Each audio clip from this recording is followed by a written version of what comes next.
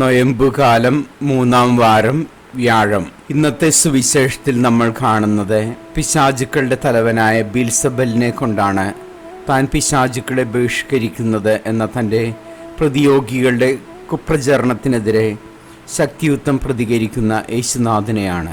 പിശാച് ബാധിതനായ ഒരു ഊമനെ ചിലർ യേശുവിൻ്റെ അടുക്കൽ കൊണ്ടുവന്നു.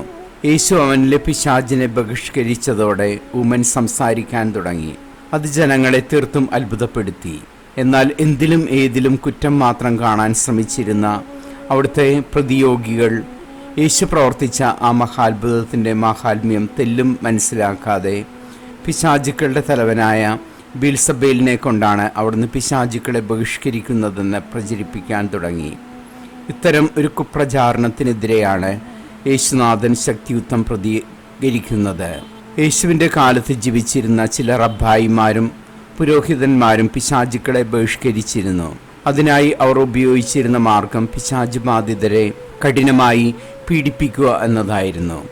എന്നാൽ പിശാചുക്കളെ ബഹിഷ്കരിക്കുന്ന കാര്യത്തിൽ യേശു സ്വീകരിച്ച മാർഗം അവർക്ക് തീരെ പരിചിതമല്ലാത്ത ഒന്നായിരുന്നു. പിശാച് ബാധിതനിൽ യാതൊരു പീഡനവും ഏൽപ്പിക്കാതെ അയാളിൽ ആവസിച്ചിരുന്ന പിശാചിനോട് പുറത്തു പോകാൻ യേശു കൽപ്പിക്കുക മാത്രമായിരുന്നു ചെയ്തിരുന്നത്. യേശുവിൻ്റെ കൽപ്പന കേൾക്കുന്ന ക്ഷണമാത്രയിൽ പിശാച് ശബ്ദമുണ്ടാക്കി അലറി വിളിച്ച് പിശാച് ബാധിതനെ വിട്ടുപേക്ഷിച്ചു പോകുമായിരുന്നു.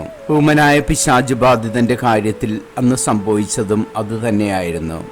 എന്നാൽ ഒരൊറ്റ കൽപ്പനയാൽ പിശാചുക്കളെ ബഹിഷ്കരിക്കുന്ന യേശുവിൻ്റെ ഈ രീതിയെ ഉൾക്കൊള്ളാൻ അവിടുത്തെ പ്രതിയോഗികൾക്ക് തെല്ലും കഴിഞ്ഞില്ല.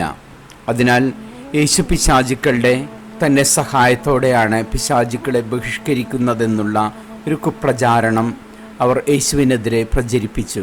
ദൈവം എന്ന നിലയിൽ തൻ്റെ ദൈവിക ചൈതന്യം ഉപയോഗിച്ചായിരുന്നു യേശുവിനെ പിശാച് ബാധിതനിൽ പീഡനമേൽപ്പിക്കാതെ തന്നെ പിശാചുക്കളെ ബഹിഷ്കരിക്കാൻ കഴിഞ്ഞിരുന്നത്.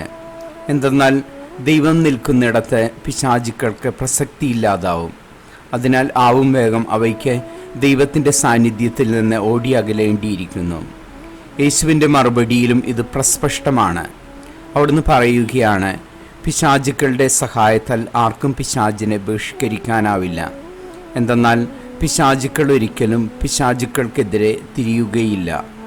എന്നാൽ ദൈവിക ശക്തിയാലാണ് ഞാനിത് പ്രവർത്തിച്ചതെന്ന് നിങ്ങൾ മനസ്സിലാക്കുന്നെങ്കിൽ ഒരു കാര്യം കൂടെ മനസ്സിലാക്കുക: ദൈവരാജ്യം സമീപിച്ചിരിക്കുന്നു. ദൈവമായ യേശുവിൻ്റെ വചനങ്ങൾ ജീവിതത്തിൽ എന്നും മുറുകെ പിടിച്ചുകൊണ്ട് മുന്നോട്ട് പോകുന്നതിനായുള്ള അനുഗ്രഹത്തിനായി നമുക്ക് പ്രാർത്ഥിക്കാം. ദൈവം നമ്മെ അനുഗ്രഹിക്കട്ടെ.